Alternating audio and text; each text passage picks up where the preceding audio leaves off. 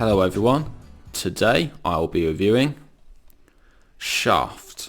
So Shaft came out in 1971 and was directed by Gordon Parks, and this is a crime action film which is set in New York City. In this film we have the character John Shaft, who is played by Richard Roundtree, and he is a private eye detective, and he meets up with this Harlem mobster called Bumpy, played by Moses Gunn, and Bumpy, his daughter, has been kidnapped. So John Shaft, he has to try and rescue her back, and it turns out that some Italian mobsters have actually kidnapped the daughter. So John Shaft, he teams up with this other guy called Ben, and the two of them, they try to track down the daughter and rescue her back. So this film is seen as being one of the first blaxploitation films, and blaxploitation was a film genre which started in the United States in the early 1970s, where we had lots of African American characters taking the lead roles, and often the theme of race relations often being a theme in these films. And this is one of the first ones, and it was one of the most popular ones. And in fact, this film has actually had a few sequels, including a 2001 with Samuel L. Jackson, and later even a 2019 one as well. So it has gone on to be quite an influential film, and the character of John Shaft, often thought to be one of the first black heroes in terms of American cinema. Now, one of my favourite things about this film is actually the theme.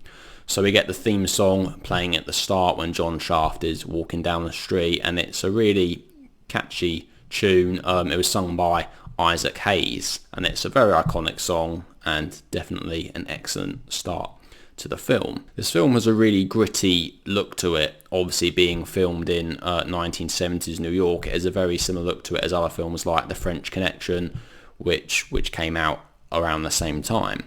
But I think really the highlight of this film is Richard Roundtree as Shaft. I think is absolutely superb in this lead role, and he's excellent at being this private eye detective who always manages to sneak around in these different situations and almost go unnoticed.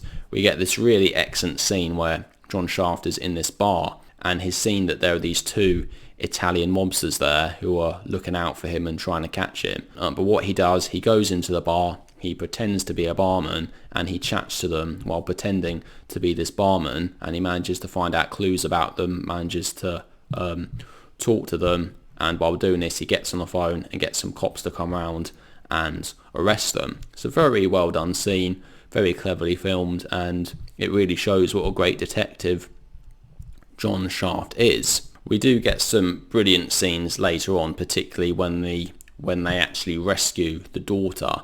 It's a particular powerful scene, very well filmed, and there's quite a lot of build up to it, which I quite like. You get this tension towards the end, and we get this excellent scene where they're climbing down some ropes outside a building, and somehow they get this hose and they wash down this hotel room, and it's all very manic, very crazy scene. And in some ways it might happen a bit too fast, but I think that is the whole point. And we get lots of scenes like this in this film where things just suddenly turn and just happen really quickly, and as such it can come across as very fast paced and very in your face, and that is often what this film is all about. So one of the things I perhaps didn't like about this film so much, I know I did mention it's quite a gritty, dirty looking film, but to be honest, it's not a very nice film to look at. I didn't find it very pleasing to the eye, and it did look a bit grainy, I suppose, but then again, I suppose that is probably meant to be the point of it. It's meant to be set in 1970s New York, and it's, set in areas where there's lots of crime and lots of mob violence, so perhaps that's sort of the point. And if this film was to look really pleasing to the eye and very beautiful, it might not go with the theme of the film. So I can 100% understand why they decided to give it this real gritty look to it. Perhaps some people might not find John Shaft to be the most likeable character, although he is quite charming in lots of ways. He manages to have a one-night stand with a woman and then just kick her out, which some people might not agree with, I suppose. But then again, he's supposed to be this sort of private eye detective, and if you think back to lots of these other 1940s film noirs with Humphrey Bogart playing this detective character, this is the kind of character John Shaft is supposed to be, although obviously being 1970s it's a little bit grittier and a little bit perhaps un-PC, but that is perhaps the whole idea. And we do get quite a bit of swearing in this film, which I suppose in the early 1970s was a bit unusual, but actually this was a sort of time where swearing was becoming more acceptable in cinema. So Shaft is a film I can definitely recommend. I think it's a brilliant action film. It has some terrific action scenes. John Shaft as the main character is excellent. I think Richard Roundtree is perfect in this role. He just has the right look, all in terms of the outfits and the costumes and the clothing. It all just really fits that time period very well. If you like crime films and you like gangster films and, you know, films with action in them, this will definitely be right up your street. I definitely also think if you like films which try something a little bit different and are a bit grittier and a bit rougher around the edges, then again this is definitely something you can appreciate. So overall I'm very happy that I watched this film. I think it's an excellent film, and I'll definitely probably watch some more blaxploitation films that came out around this era.